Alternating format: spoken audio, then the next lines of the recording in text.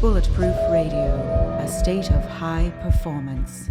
You're listening to Bulletproof Radio with Dave Asprey. Today's cool fact of the day could have implications for the future of our meat because science is looking for ways to build a better burger, but without cows. Two groups of scientists, for similar reasons, are looking at opposite ways of changing how meat is made. One of them says we're just going to grow the edible parts of the animal. The other one tries to simulate meat with plants. And the basic idea for culturing meat in a lab starts with cells from an animal. And they put those cells on little beads or other scaffolds, put them in a bioreactor, and then they use growth factors and nutrients, usually that come from plants after a lot of processing or something like that, into multiplying the cells. And it looks like 24 startups are now working on ways to use lab culturing techniques that aren't perfected yet to make foods. And cultured meat is one of the two high science endeavors to get animals out of agriculture. The other group wants to take every bit of the animal out of agriculture and make meat from plants, which is kind of like making plants from meat, as in you can't really do it, but that's just an aside. And they're focusing on molecular biology of identifying proteins or other molecules that give meats their flavor and textures so that they can then take junk food and make them taste like meat. Oh, wait, sorry, that wasn't in my actual script here that I prepared ahead of time, but that's what they're doing. I don't care if it tastes like meat. If it's not meat and it doesn't get processed in your body like meat, it's not the same thing. So now the US FDA is taking the first step towards rules for growing meat in labs, not farms. And the FDA just convened its first public hearing to talk about regulating food grown from cells. Now, these are interesting. And if you wanted to feed, say, a colony on Mars, this might be a helpful kind of technology to do it. But there's just one problem. As a small farmer, I have 4 sheep and 2 pigs. You actually can't have healthy soil without this amazing thing called poop. And poop comes from animals. I can tell you, where my sheep poop, I have amazing soil. And where they don't get to roam and graze, you just don't have good soil. So the idea that you can remove animals from agriculture is a fallacy. And the idea that industrial-fed, mistreated animals that are crowded onto land that can't sustain them is bad for soil and for human life is also true. So just like almost anything, there's a Goldilocks zone. Too much, too bad. Too little, not good. And this is true for nutrients. It's true for water. You can drown in water and you can die of thirst, but maybe there's a medium level. And having animals in agriculture is really important. And that's what we're going to talk about on today's show. Grass-fed meat, what's different, how you can get it, and why it matters for the animals, why it matters for the planet, and why it matters for how you're going to think and behave after you eat it. That means that, of course, I'm interviewing Michael Salguero, who is the head of ButcherBox, currently one of the largest, if not the largest, supplier of ethically raised grass-fed meat that you can get sent right to your home at affordable prices. Michael, welcome to the show. I'm happy to have you on. Yeah, thanks so much for having me. Now, longtime listeners know Bulletproof is one of the companies that helped to put grass-fed on the map of important for human health. So we're the people who put grass-fed collagen out there as an important food for nutrition and performance. And grass-fed butter, we created a global shortage of it in 2014 from coffee. And if you go to Whole Foods today, you see grass-fed yogurt all over the place. The demand for grass-fed comes from the science behind that animals who eat grass create different dairy, they create different meat, different nutritional profiles, less toxins, better soil, all these things. But you had to go somewhere and buy the stuff for $20 a pound, especially at the beginning. Yep. I started caring about this when my wife was infertile. And I did the research and I said, I want to restore her fertility. We ended up writing a book about what we did to have 2 children at age 39 and 42 without IVF. My wife's a doctor, a medical doctor, and she now works with global clients on restoring fertility and having children without IVF. And every one of her clients is on grass-fed meat, pastured protein, high quality eggs, because it's hard to get pregnant when you eat sick animals. What got you going in this grass-fed movement? Actually, the exact same thing. I knew you were going to say that. So my wife has Hashimoto's, which is a thyroid condition, and it's an inflammatory response. So we started looking at our diets, both of us together, but doing a bunch of elimination diets, starting with the easier kind of Whole30 diet, and then moving on to more hardcore elimination diets. And everything that we saw, everything that we read, every piece of research we did said exactly what you just said, right? It's eat a diet of pasture-raised animals, eat a diet of grass-fed beef.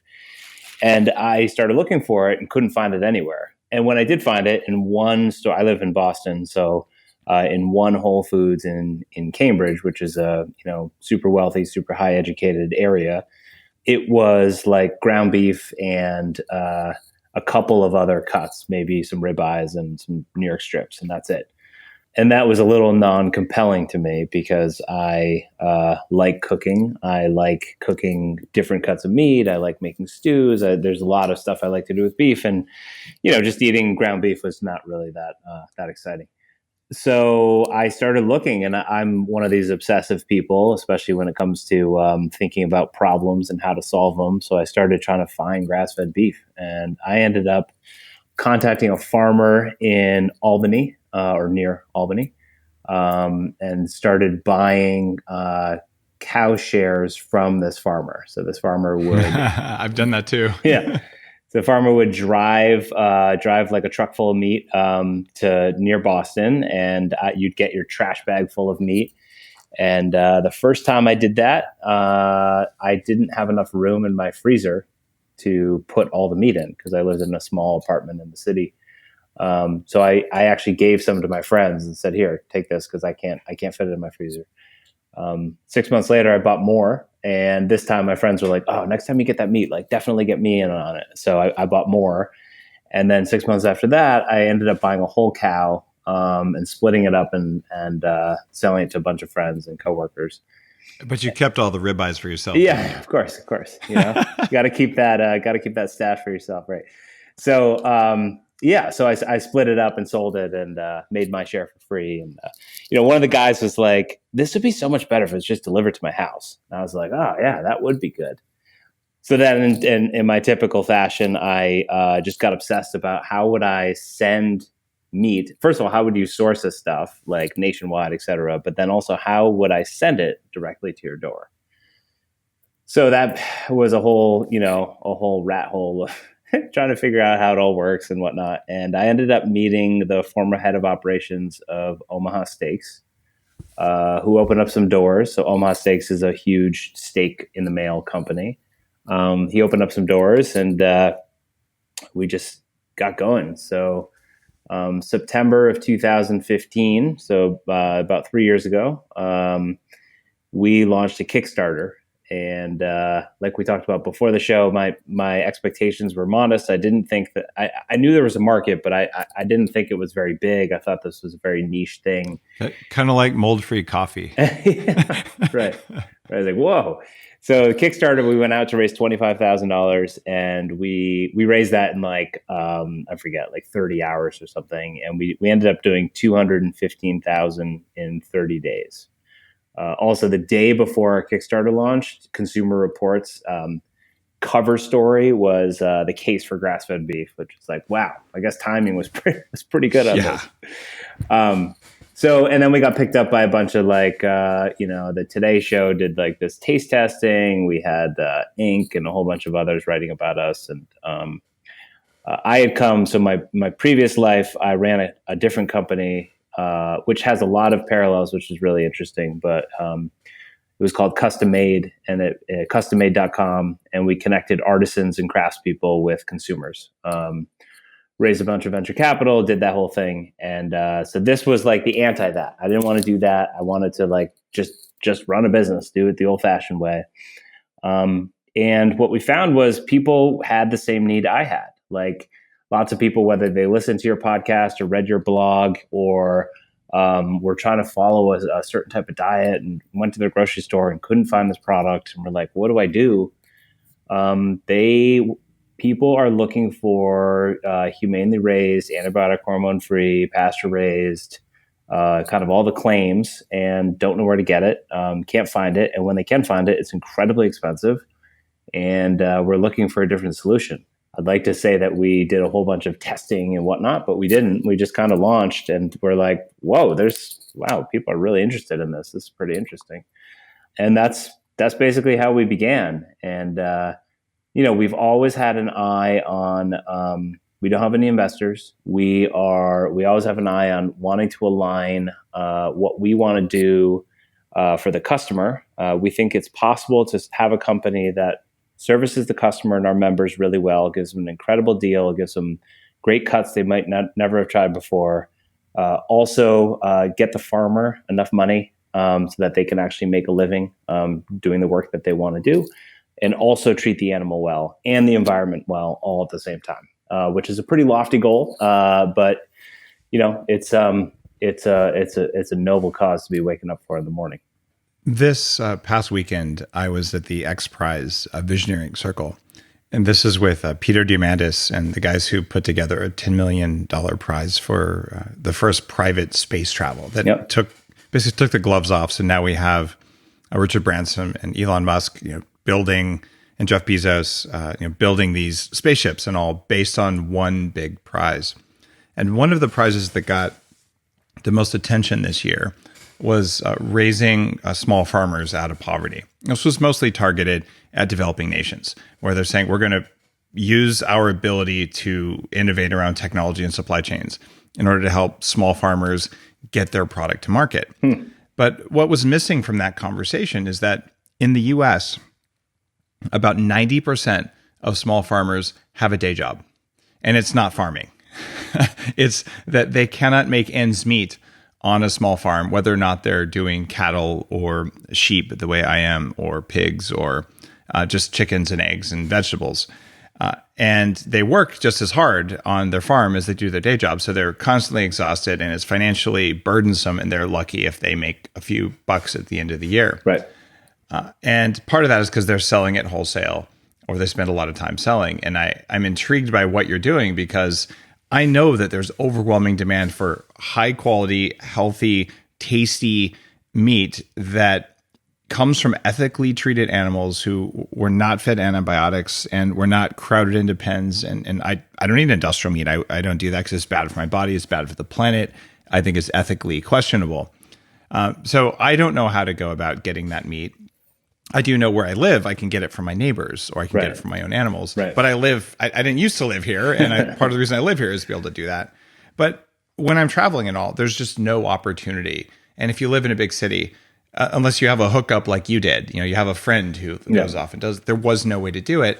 So you'd go to, a big grocery store, and they might have something, and it might be from an ethically treated animal, but it didn't support a small farmer. It supported a larger company, and it may or may not taste good, and it was very expensive. And you've cracked all these things where you're supporting the small farmers in the US so they make more money than they would have. Yep. You're supporting soil, because when animals poop on soil and you have the appropriate level of animals, especially on land that's good for grazing but not good for growing stuff, you're actually helping everything. And did you envision that whole system of making the farmers better off, as well as the animals and the planet at the same time? You were saving people money, or was that saving? I mean, it's kind of surprising, but I'm seeing all these things coming together, and was it strategic, or was this kind of like, I just want good meat? It started as just trying to find my wife some good meat to eat. No, but what's amazing is, so I told you my last company, Custom Made, we raised a bunch of money from Google and first round capital and a bunch of other people, and our pitch deck had a feedlot as one of the first photos. It was a feedlot, and then the second photo was a happy cow, and it was all about how people don't know their meat comes from this. And it was talking about transparency in production. So how would you do that with a dining room table? And it's amazing the signs that show up in your life early on that it was like the business was there. I just didn't know.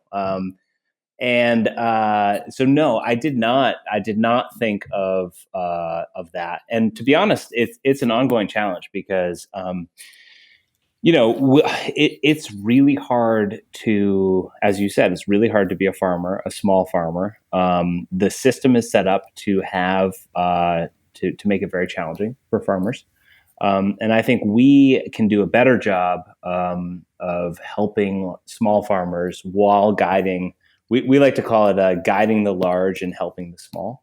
So there are lots of small farmers out there that need a lot of help. They need a market, they need access.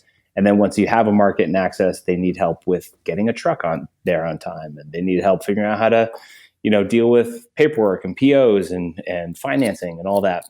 And on the large side, there are a lot of, or I would say a handful of larger companies, medium to large size companies, not huge ag companies, but large companies that really want to do the right thing and need guidance.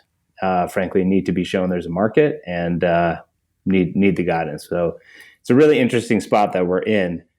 I'll give you one example, which I found fascinating. We don't have a solution for yet, but we're working on it. And it goes back to your raising small farmers out of poverty. So basically, every cow starts out the same way. It's 6 months cow calf, meaning it's a cow and its mother, and then a year of a cow just on grass, the yearling. So basically, it just spends a year eating grass. And then 98% of the cows go to a feedlot where they're fed a diet of corn and grain and other stuff to put on a lot of weight.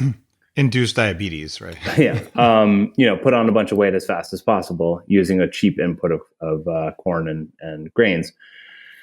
2% stay on and just eat grass. So when I got into it, meet these farmers, it's like, well, why don't you just keep more of them on grass? You get paid more. Well, it turns out that all the loans that they get expire after 18 months. So they have to trade that cow. So there's even from a banking perspective, the bank does not give them an extra. You basically have to keep a cow on grass for another 10 months. So you'd have to keep the debt out there for another 10 months. So generally these people don't birth the cows because that's a whole other thing. They purchase the cows after 6 months and then they raise them for that year-long period. And then they have to sell them, or else they owe the bank a crippling amount of money that they can't afford. So when you get down into the actual the nitty-gritty of what's happening in the business, it's really fascinating. So, antibiotics is another one. So we're never ever, which means the cow is never administered an antibiotic.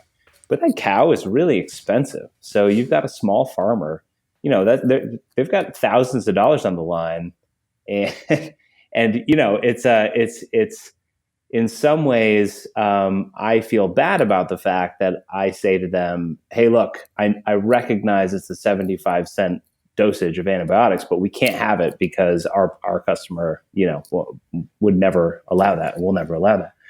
And it's, there's all these structural things that are set up to basically make it harder and harder and harder for that small farm to be able to compete.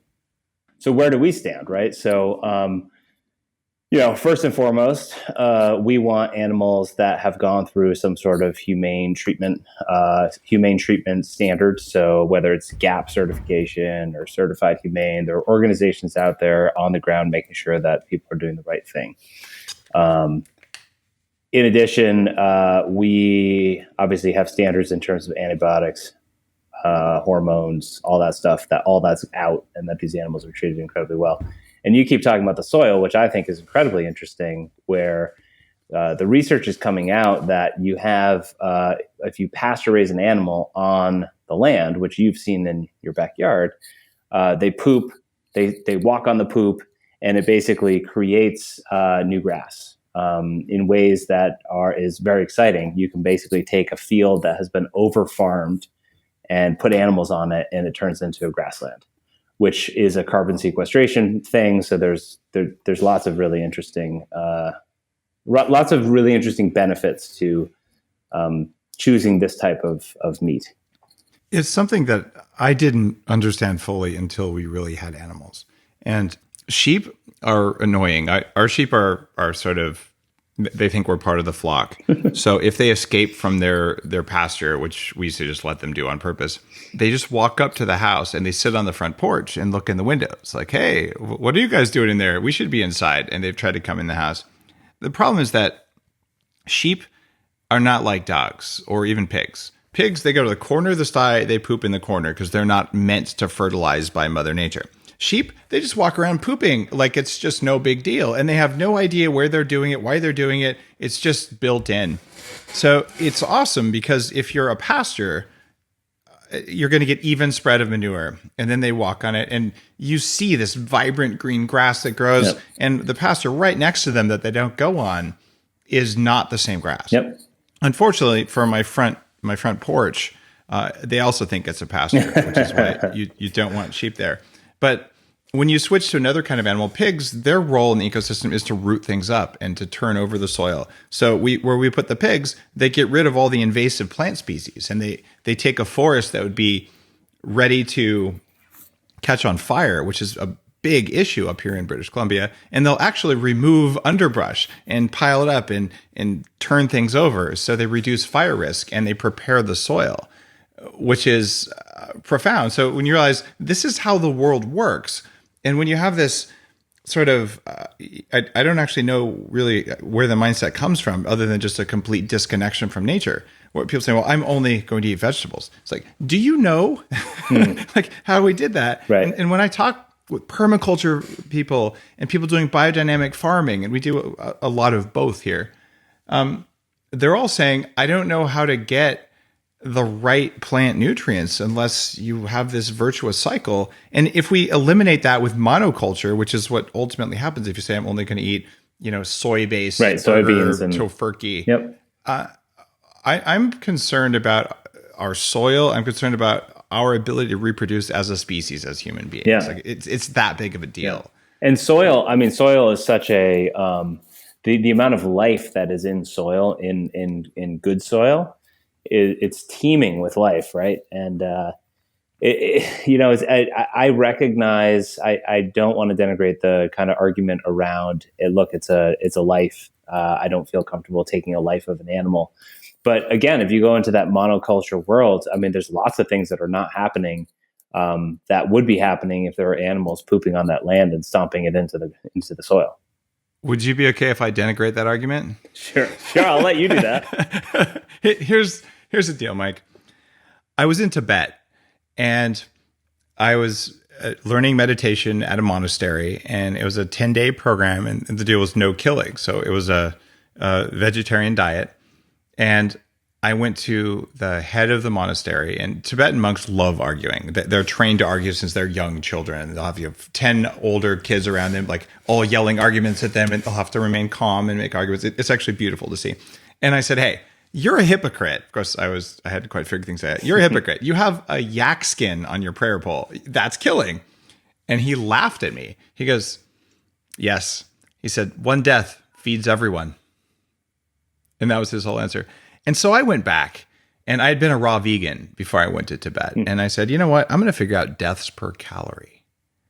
And I can tell you that if I eat a pound of grass-fed meat a day, which is more than is healthy, and it's grass-fed, 0.7 deaths per year. Now, if I was to eat a tofurkey or, a tofu burger or, a potato-based fake burger, the amount of habitat destruction, and okay, I see what tractor kills look like. If you are lucky enough to be in a farm area that still has butterflies and ladybugs and grasshoppers and cute bunnies and turtles and mice and snakes and salamanders, after the tractor goes through, they're all cut into pieces. Yep. So if you think that you're eating a vegan, death-free burger, I'm sorry, you need to switch to the gravel-based vegan diet, and you're not going to live. Right. And so you're destroying the soil, you're killing more animals through habitat destruction than you are if you incorporate grass-fed, sustainable, regenerative agriculture in your diet. You have a moral obligation to do this, because a world without farm animals that are ethically treated and ethically raised is a world without soil. Yep. It is that clear. Yep. And it's a bigger and bigger problem every year that we let this continue, right? So the more that we can move people, we actually have a lot of I call them recovered vegetarians, but we have a lot of people who Yeah. are like, okay, either health wise, I'm having a real hard time just eating beans for protein or eating vegetables for protein. Or they've caught onto this kind of argument of like, wait a minute, this doesn't feel right. Like if I'm worried about life, this doesn't feel like the right move. And they come to us because they're like, okay, if I'm going to eat this type of meat, I want to make sure it's to the highest standard possible. And, Yeah. and there's, it's really fascinating. So, to answer, about 20 minutes ago, you asked the question, did I know all this stuff when I got into it? No. But it's really exciting the more that we peel back the onion and the more that we realize just how important the soil is, just how important carbon sequestration is. People think I'm crazy when I talk about how actually putting animals on the soil might be the only chance we've got to help the environment in terms of, could we make a carbon neutral meat? Could we make it emission free, whether that's buying offsets or measuring the actual carbon emitted from cows out on the field? Yeah. I've got good news for you. I mentioned X Prize earlier. In a small way, equal to my means, I'm helping to fund the creation of an X Prize around sucking carbon out of the atmosphere using solar powered things, nice. So that we can actually use it to build blocks. So maybe we'll have a farm where the fencing is made from carbon we pulled out of the air to make the fence. So that then we can keep the cows from going onto the neighbor's property and pooping on their front porch, which is not cool. But I truly believe, just like you, there is an ethical, there's a moral, and there's a survivability reason that incorporating moderate amounts of grass-fed animal protein is important, because if they're not in our environment, they're not these big methane producers. I saw a statistic someone posted arguing about the whole carbon cycle, saying, a pound or a kilo of meat takes 4,000 gallons of water. If you feed it corn and soy and you truck it across the country and you have industrial agriculture, that's probably true. Yep. I can tell you that my 4 sheep in 2 years have used 1,000 gallons of water in total. Yep. All right. And it came from the sky because we just capture rainwater. Like it wasn't that big of a deal. And so the differences are profound. And all these arguments about don't eat meat or whatever, they're always based on the assumption that everyone eats industrial meat. Yep. And there isn't a name. And Mike, maybe you and ButcherBox can come up with a name, or I'll help. But what is the name for people who only eat ethical, local, grass-fed meat? We're not vegetarians. We're not vegans.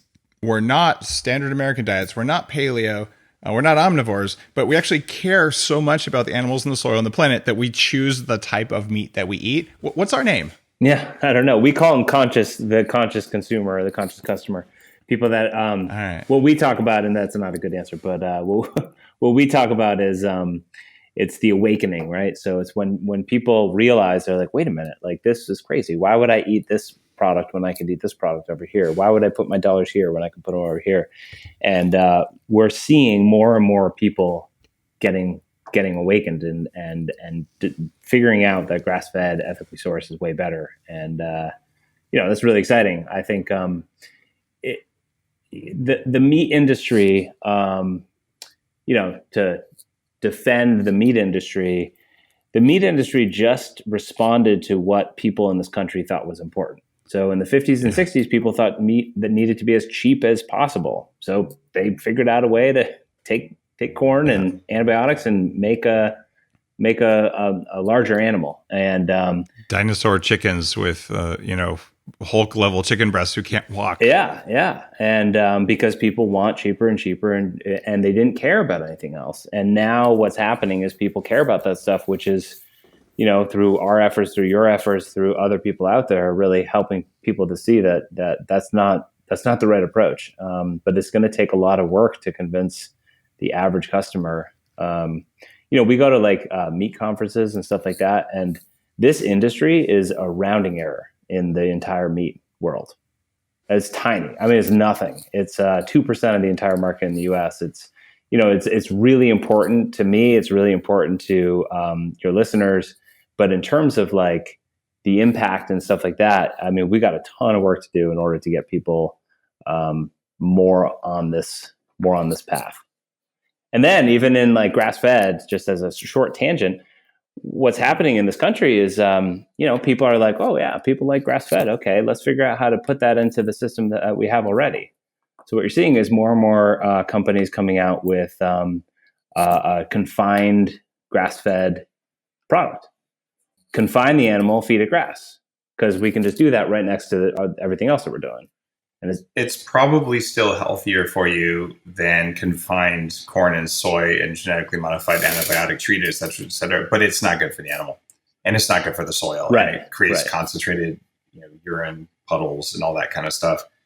And it's getting hard from a labeling perspective to know, are you getting ethically raised, ethically butchered meat? But that's actually what the market demands. And I hope that there are some meat industry people listening to the show who are saying, wait, you mean if I tell the story, the truthful story of how my meat is produced, that it will be worth more? It is. And here's the challenge, and something that is a part of the Bulletproof diet. Hey, spend twice as much on your meat. And then people, mind blown, I don't have enough money. That's cool. Eat half as much. You don't need excessive amounts of protein. You have 2 to 4 ounces of grass-fed meat. You'll be full if you put enough fat on your food. And yes, grass-fed butter is shockingly affordable. It's about $3 for a pound of that. That'll fill you up fast. And you actually will spend probably more on vegetables than you will on the meat in your meal, because it's hard to get enough vegetables in a modern diet. And I'm actually working on some ways to improve that. But when you look at that meat component, you say, well, if I just go without it, you're hungrier faster and you don't get the nutrients, and the soil doesn't benefit and the farmers don't benefit. So I consider that non-optional. Yes, I make vegetarian meals sometimes. I'll go out to a vegan restaurant because I'm not going to eat industrial meat anyway. But on a general basis, every argument lines up, whether it's animal cruelty, whether it's economic, whether it's sociological, environmental. I can't think of a reason that this is a bad idea, unless you're allergic to meat or something, in which case you probably are going to be eating fish. Do you see a world 10 years from now, 20 years from now, where there's so much demand for ethically raised grass-fed meat, the way that you're making it with ButcherBox, that we run out of places to grow cows? No, certainly in this country you do. It's very hard to raise grass-fed beef in the U.S. But there are countries like Australia that are, Australia has 26 million people and is very large, and land is cheap, versus the U.S. where land is very expensive and cows need a lot of land. So no, I mean, I've seen the argument before, but I honestly, if we were innovating around how to feed more animals the input that they were, designed to eat, I think we could figure out ways to do that, and it would not be a concern. It's not a concern. What would you think if some technology-focused entrepreneur came out with an algae-based cow feed? I'm just making this up. No, that's out there. That's out there. Yeah, that replicated the benefits of grass. So okay, they're not grass-fed, but they're free roaming, and they eat these big algae pellets, and they poop, and they're actually regenerating soil in an arid region where they might not otherwise be able to do it. Would you eat that? Would I eat it? Would I eat it regularly, or would I eat? Would you eat a cow that ate that instead of grass if it was nutritionally complete? Oof, geez. I would try it. That's for sure. I don't know if that would be my. I like the whole idea of back to nature, which is like on our logo. It's on our box. It's like one of the things we talk about, which is like nature intended these animals to eat a certain way, and all we're trying to do is bring them back to that. So algae, like, sure. I mean, if that's okay. I have heard about this algae that like helps them to fart less, and therefore like helping with the carbon thing. And I think, I'll try anything. And I would try it, but I don't think that would be like a staple of my diet. If I'm going to eat meat, I want it to be the highest quality possible, raised the way that nature intended. I'm with you, and I'm also looking at that how are we going to feed 9 billion people? Right. If assuming that human fertility rates remain high enough for us to keep growing like that, people are unaware of how hard it is to get pregnant today because of the health of our species. Right. But if more people eat grass-fed meat, they'll actually be more fertile. So maybe that's the downside that we haven't found yet. Anyway, there may come a time where we realize that we need to have these animals in areas that are deserts. Yep. So that there's no grass to eat. So truck in the algae, make nutritionally complete meat, let the animals go out and turn the desert back into proper soil. And this is not what Mother Nature intended. It's how Mother Nature works. But if we have to pour some gas on that fire to make it happen faster, I'm all in support of it. And I'll eat that. And I bet we could even engineer the foods so they have a bit more omega-3 or more conjugated linoleic acid, the stuff that's already in grass-fed beef. So I think we're going to have to become more aware stewards of our environment when we put on our 10 and 20-year hats. In the meantime, let's just get more people in our own neighborhoods raising a few cattle because now it's profitable and because there's a market. And I couldn't be more excited about that. And that's why watching ButcherBox, since you were first founded, we had some conversations when you first got going around your first Kickstarter. And now I look at where you are, and I'm damned excited because you can get high quality bacon. And we didn't even talk about pigs yet, but quality pork has the most amazing fat ratios for our bodies. And bad pork is one of the worst things you can eat because pork accumulates toxins the way humans do, because pigs have a system that uses their kidneys instead of their liver. Your liver is a good filter and your kidneys aren't very good ones. So humans and pigs both use our kidneys, and that's why we're so susceptible to toxins from mold and heavy metals and things. And if you're feeding moldy corn to pigs, we know what happens. So that's why they feed it to pigs in feedlots right before they're going to butcher them. Like, the pig won't have time to get sick from that food. They'll just get fat. And then, of course, those bioaccumulate. And that's not cool. But when you get clean pork, the way you're doing with ButcherBox, it is profoundly good. It tastes different. And you get a food high from a pork belly that comes from a properly fed pig. And I'm excited in particular because you have a limited time thing you're doing with ButcherBox, and people listening to the show probably already heard a ButcherBox ad. But people go to butcherbox.com/bulletproof, use the Bulletproof code, save $20 on you're trying some of these amazing things, and get free bacon. I think that's only on for a limited time, but if they sign up, I think they get free bacon for life, at least for some period of time. That's right. Yeah.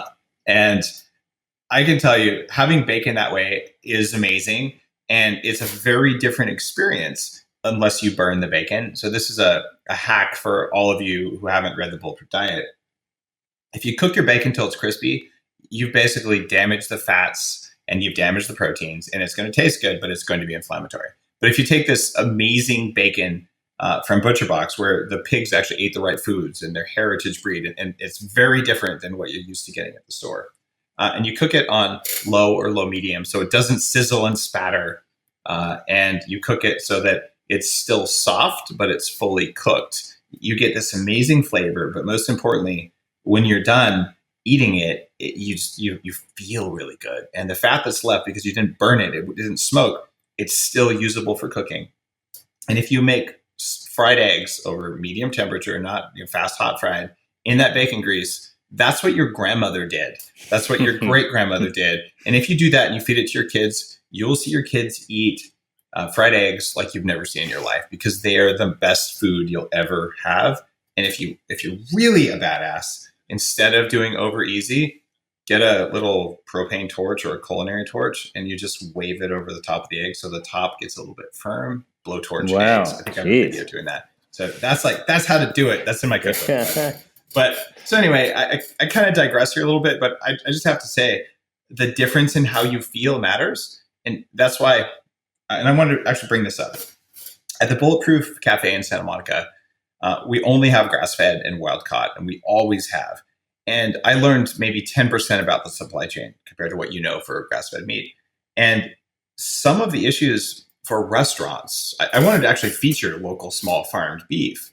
And it turns out a lot of times for restaurant standards, they won't let you do that. They require mega butchering facilities and things like this, which are which are not particularly cool, because that means that some of the very best meat out there, you can buy it at home, but you aren't allowed to buy it at a restaurant. And I found that really frustrating, and we've worked our way around it as best we can. So it's always grass fed, but some of the locals, you can buy it, you can cook it, but I'm not allowed to do it for you. And that makes me mad. Do you see regulations changing so that will be more acceptable, or is it going the other way? Yeah, I think it's probably going the other way. And I don't necessarily think that's a bad thing. I think we need to figure out how to use technology in a way that helps make sure that like the cows going in are the cows coming out, and that there's no way to mess up like what meat you're getting. And these large processing facilities can clean the lines, and there's a lot of work that needs to be done to make sure that like the right cows are going through. I have this my own one of the big learnings that I had in this business was I went into it thinking big is bad, big is always bad. So from a slaughterhouse perspective, there's kind of two slaughterhouses that I've toured a lot of slaughterhouses, but there's two types. There's the super small one where local farm comes in and they're doing maybe 50 head of cattle a week. And then there's the super large one, which is like, and this is actually small on the scale of super large, but 2,000 head a day. Totally different scale. And if I were a cow, and if I were trying to do, which we are, trying to do the most humane thing possible, I actually think the larger one is a better place. Because the small one, when you're doing 50 a week, there's really no incentive to have it be as quick and rapid and humane of a killing as possible versus the large one. So what you find is if you look at like the affidavits of write-ups, you find that like the bolt gun stopped working, but nobody really cared because it didn't really matter. And when you're at a large scale, that bolt gun, they can't stop the line. It's like picture an auto factory. Like the line doesn't stop. So they do things to be more efficient in the killing in a way that was actually kind of surprising and mind blowing to me in terms of, which there's always two sides of the coin of like, where do you want to play on or where do you want to think about the issues? Restaurants are super interesting in as well because there's no regulation around labels, like zero. So you can literally say whatever you want. It happens all the time. That all natural grass fed product that you're purchasing, there's really nobody coming into that restaurant and inspecting it and saying, what is that? Where is it from? So obviously going to the Bulletproof Cafe, somebody would know that you guys give a shit about like where your meat comes from and have done the research. But in a lot of places, you can charge more if you just call it something different. And unfortunately it happens. So it's more and more I just end up wanting to eat at home. The more I know, I'm just like, okay, let me just eat my own product at home. Yeah, I do grow all my own food when I'm at home, but I'm on the road about 150 days a year. And also, I have to thank you to be willing to talk about the butchering process. No one wants to think about that. Yeah. Right? And to be open about it. Here's the deal: if you don't eat meat, many animals die that you aren't paying attention to, including sentient ones, beyond insects. And the more monoculture, the more grains that you eat, the more animals die. A lot of them. And you don't have to think about it, but it's happening. And if you choose to eat industrial meat, which I simply don't do, I won't put it in my body. I don't like how I feel when I eat it, and I think it's cruel, and I think it's bad for the world. And if you do that, you can almost guarantee that the animal died in terror. And if you go with an ethical supplier, you go and you look at the slaughterhouses to make sure that it's done without suffering, without cruelty, minimizing fear. And I had to get comfortable with that as a small farmer. Our two pigs are going to become bacon, right? And I know the names. We've fed them every day, right? And we feel ethically very clean about it, and that we've given the best, happiest life possible. And they will be slaughtered actually very ethically. We're having a family member who's very experienced at running a farm come out and help do it, and for local processing and all that. And look, if you're going to be alive on this planet, something's going to die in order to feed you, whether it's a bacteria, whether it's a plant, and the whole ecosystem. And whether you're comfortable with that or not, it is a fact of being alive. So the deal is, how do you make sure that given that happens, how do you minimize it? And how do you make it happen with minimum suffering and with fewer deaths per calorie you eat? And I think there's a way to do it. And grass-fed beef is necessary. And these pastured animals, they're part of the world. And eliminating those does not eliminate suffering. It does not eliminate an environmental burden. It creates an environmental burden. If we live in a world with just vegetables and humans, it's not going to be a world that works. And so thank you for just being ethical and paying attention to the hard part of creating grass-fed meat, so that when you're putting something on your plate that you cooked at your house, that the entire thing, from how that animal was born, how long it lived with its parents, whether 6 months is a long period of time compared to what a lot of ranchers do. And that's also part of being ethical. So getting all the steps right.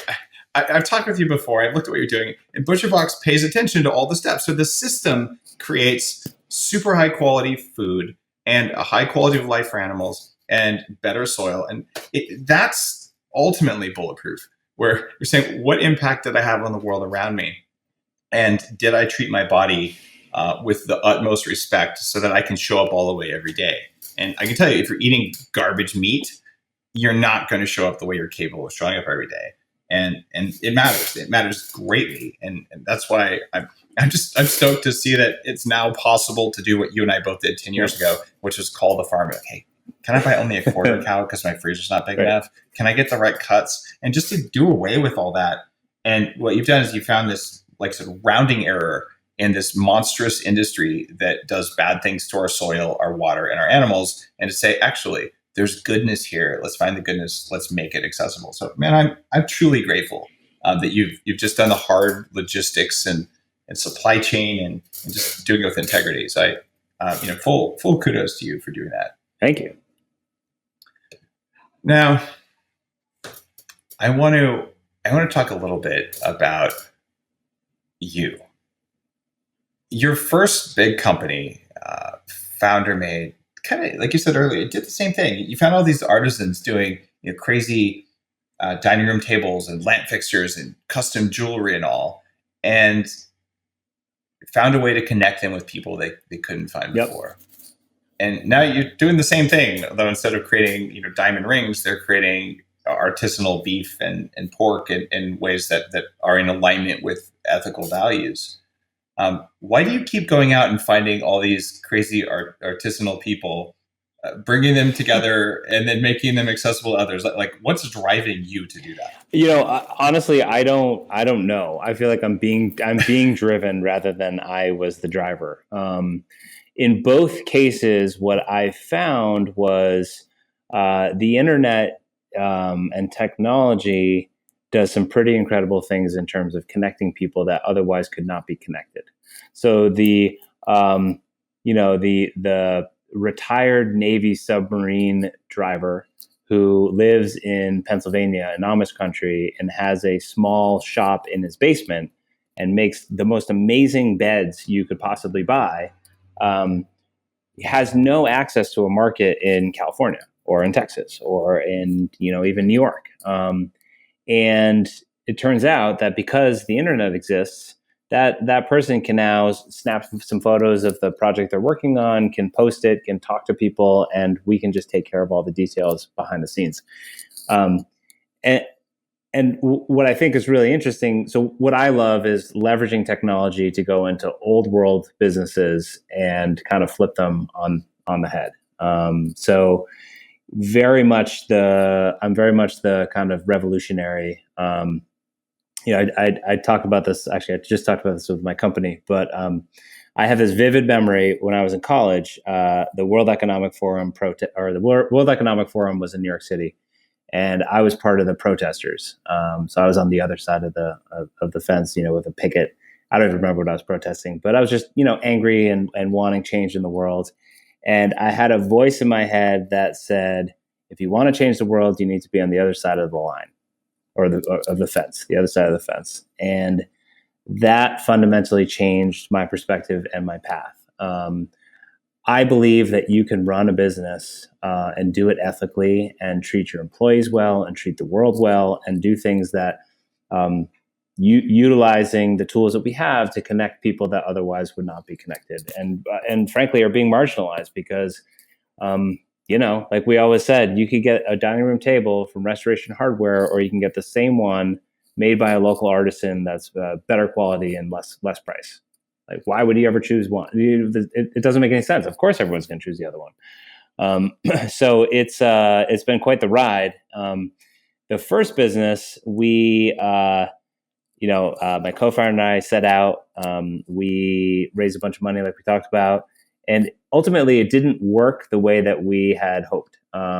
Mainly because customers don't want to go through. The reason why they want to go to Restoration Hardware is they don't want to go through all the choices and all the back and forth and all the nitty gritty of specifying what a bookshelf should look like or what a dining room table should look like. It's like too much. I think this is different because food is so sacred, and it's a religious experience of eating food is just like, it's a ritual. It's like you go home, you're with your family, you put dinner down in front of yourself and your kids, and people just care so much about what they're consuming and what they're feeding their children. And I care so much about what I'm feeding my children.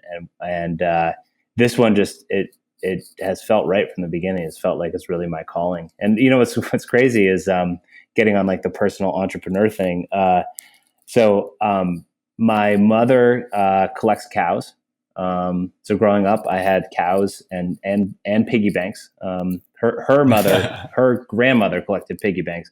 So I grew up and I had so many cows around the house and pigs and it's just funny how it's like, oh wow, it's like it was always there. It's just I didn't quite realize it. I like to tell people that when they're like, how do you come up with your ideas for companies? It's like, let me tell you how I lived around all these cows and like never put it together. It took me 32 years to put that one together. So 34 years, whatever. I did not know that, and that is hilarious. So it was right in front of you the whole time. Yeah. Like I believe, and this has been a part of Bulletproof. I believe that something has shifted where it used to be we wanted to just save money on food. So I'll buy the cheapest possible food that makes me feel full. And I found that led me to be really sick.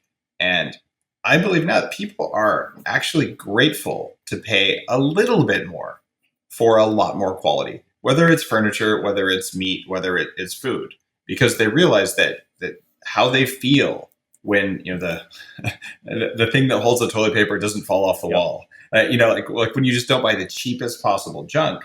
And the internet has led, on one hand, to an explosion of the cheapest crap you can buy. Like, when's the last time you bought something that lasted more than 2 years of almost any kind of consumer packaged goods? So I am opposed to that, but I still don't know how to go online until I'm buying something high quality versus low quality because the stickers are there. But when it comes to something like what you're doing it with ButcherBox, like, well, here's all the stuff that's in it, and you get the box of it, and you can tell when you eat it, and you have all the steps. So I think that the internet is now, first it was how do I get access to all the cheap crap and the sort of the distribution of lower quality stuff that's highly convenient. And now people are saying, I've had enough of that. I don't want to throw away my toaster every year. I don't want to eat, industrial meat. I don't want low quality, and I'm willing to pay slightly more. And if you can cut out some of the layers of distribution and marketing and all that, and you can be connected with one level of separation away from a small farmer or an artisan, it's actually worth more because it feels better as a consumer. And what you get is noticeably better. It's that noticeable effectiveness. And I would challenge you listening to this, try ButcherBox. Only eat grass-fed meat for 2 weeks or a month. And just, if you go out to eat and you're not eating at home, just have the salad and don't put the industrial chicken on there. And just say, this is all I'm going to do. And watch the quality of your thinking as you do that. And you will notice a difference. Because when you eat animals full of hormones and glyphosate and antibiotic residues, it affects your gut bacteria. they affect the quality of your mitochondrial behavior. They affect the quality of how you think and the level of inflammation you have. And you can actually think differently. And I would even say you can be a slightly upgraded human being just by taking the bad stuff out of your diet for that period of time and replacing it with the appropriate amount of high quality grass-fed animals. It changes who you are. It changes what you're made out of. It's that big of a deal. So give that a shot and just realize you're spending $1, and the dollar can support feedlots, waste reservoirs full of basically rotting cow and pig poop, which are a huge problem in the southern US, or it can support a small farmer who's regenerating soil. And you're going to enjoy it more if you do that, because you know the effect it had and you feel better because you got the right stuff in your body. And that's why I want to do this interview. That's why I'm just overjoyed to see that you've solved the problem that personally I've spent a lot of time talking to small farmers, trying to get the right cuts and all this, to the point I live on a small farm. And now that problem is solved, especially for people who live in cities. And thank you for your work, Mike. Thank you for making ButcherBox. It's super legit. And I have one more question for you.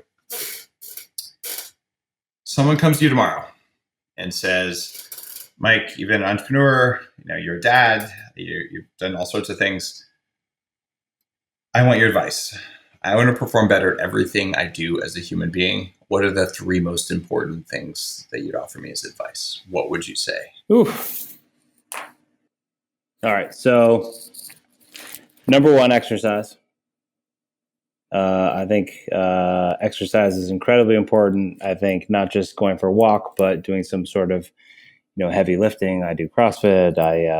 I do interval training. So I would say exercise is a huge one. Number 2, this is kind of, can I go on a little bit of a tangent? Is that okay? Oh yeah, so absolutely. I was mentioning this before, but I've recently gotten my mind blown with this conscious leadership group, and essentially, I'll give the short version, which is I'm sure you meditate or have meditated, right? Okay, yeah. So meditation is all about you try to calm yourself, you try to breathe, and your mind wanders, and then you gently bring your mind back, and then your mind wanders, and you gently bring it back, and your mind wanders, you gently bring it back. And you might sit for a 5-minute meditation and your mind wandered like 25 times. At least mine does. And, what the idea of this conscious leadership is they call it above the line thinking and below the line thinking. And essentially to understand that you as a human being, so above the line is creativity and excitement and, big thinking and vision. And below the line is fear, dread, anxiety. Oh, I got, just really grinding it out, trying to figure things out.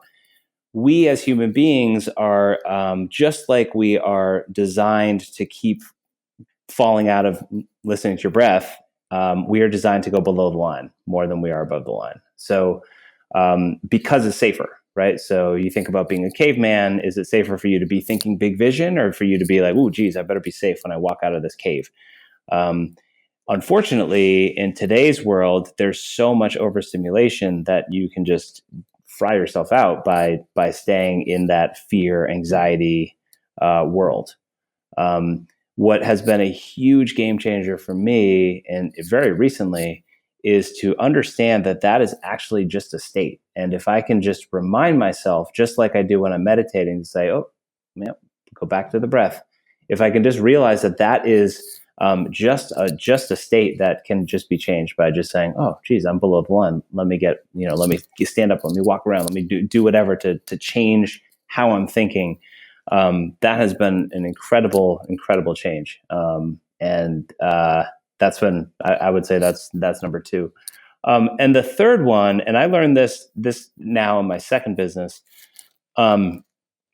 My first business, I was the 80-hour-a-week, work my butt off entrepreneur, first one in the office, last one to leave, got to set the pace.